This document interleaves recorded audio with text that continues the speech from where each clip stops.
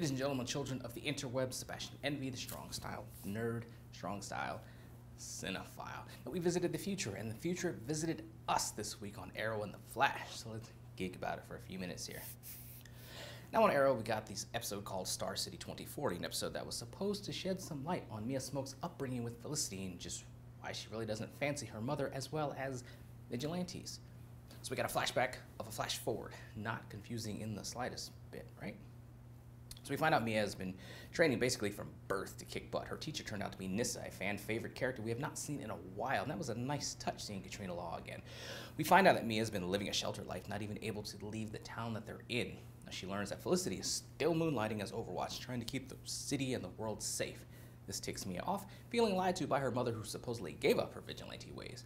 Now Mia is big mad and leaves for Star City to find herself and find out about vigilantes and their evil vigilante-ness. Now back to the present in the flash forward, the search continues for the bombs that are going to destroy Star City. Siblings are working together and venture into the glades to stop things. They infiltrate this evil corporation where they think the bombs are, picking up Connor Hawke along the way. And we learn there that John Diggle's adopted son is in fact a member of an agency that is described as a good guy Argus. Also, if it wasn't obvious, Connor and Mia were a thing. Now soon, Flash Forward Team Arrow is united, freeing Felicity, going after the bombs, but they find out they've been moved from that location.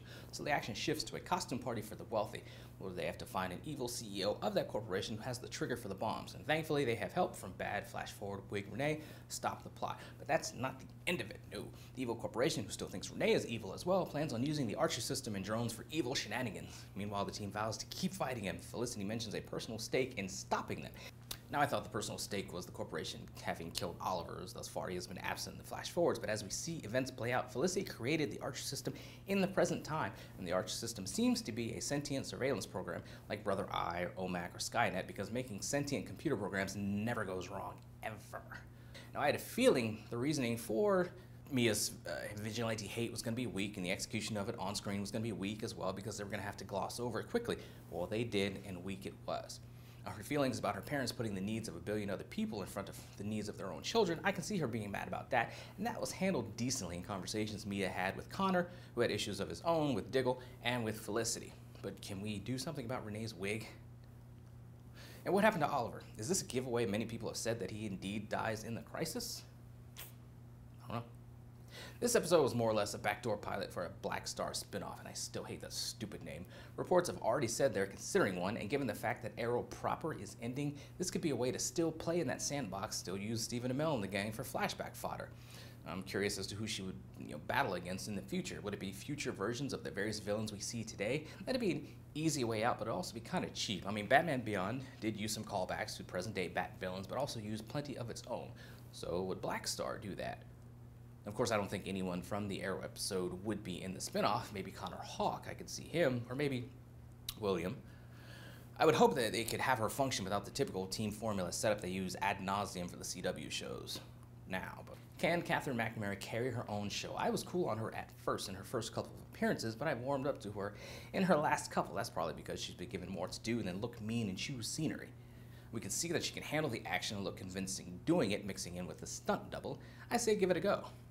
Will give us a true Blackstar pilot, not connected to ongoing Arrow plot stuff, and let's see what happens. But please, Arrow writers, change the name. Blackstar's stupid. Ugh. Meanwhile, on The Flash, Nora's Secret is out in the open. Sherlock has put together all the pieces and laid it out for everyone on Team Flash. The move lands Nora in the pipeline, and Barry feeling betrayed. And the guy gets betrayed by his speedsters a lot, doesn't he? I think Thawne, the mention of him, just triggers something, strong inside Barry, causing him to react as quickly as he does. And we've seen the promo for the next episode, Godspeed, that they'll read Nora's diary and what she went through that led her to Thawne. At least it should. I'm sure after a heart-to-heart conversation with a teary-eyed Barry after Grant Gustin does a lot of that bobblehead movement stuff that he does when he talks, that things will get worked out. I'd like it to not be swept under the rug in the span of a conversation or two, but we'll see how it goes. Meanwhile, on the villain side of things, thankfully Chris Klein and his angry constipation face are out of the mix. Grace Cicada from the future took him out, and none of us is sad for it. I read early on that if Cicada flamed out, that Thawne could be dusted off and be the big bad of the season. And I think early on in the season, Klein Cicada was floundering badly. He was just a stupid villain dressed in bad cosplay that writing-induced stupidity for the characters allowed him to get away time and time again. Nothing's changed when we got the episode that took us inside Grace's mind, and we saw a female Cicada. Change for the better. Now she's here in the present wreaking havoc. First, she's out to get revenge for her parents' death, and then we find out she's just kind of out of her mind when she kills the doctor who's been helping her when she was a child in a coma, as well as her uncle. Now, where this goes now is anyone's guess, but it begs the question of just how she got access to the time bubble from the future to travel to the past, how she got the knowledge to operate it. I mean, it has to be Thawne, right? As Sherlock noted as he went over Thawne's old equipment and storage, the man is a master of subterfuge. He has plans. He plays the long game. Now, Thawne claims to not know what to do when Grace Cicada shows up, but does anyone really think anyone believe that? I mean, what is his game? That's the question. What is that clock ticking down to? His execution is being erased from the timeline. We still have little to go on, but theories about the clock ticking down in his cell. Meanwhile, in the episode, we got some subplotness from Cisco that furthered his unrest at being 5 and living the hero life. I mean, he wants to be normal and live out his days with his new social media official girlfriend, and I think that will lead him to leave at season's end. Will he actually take the metahuman cure or just walk away, leaving his powers intact for the upcoming crisis? Now that is the question.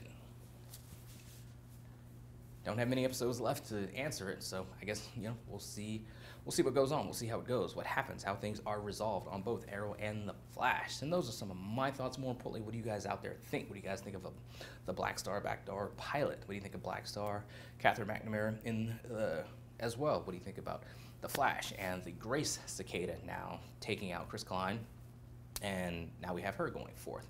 What do you think Thawne is up to? What do you think the timer is ticking down to? So many questions. This is actually good, where it's like so many questions and you don't know kind of where things can go. I like that. So I'm actually enjoying both Arrow and The Flash. So what do you guys out there think?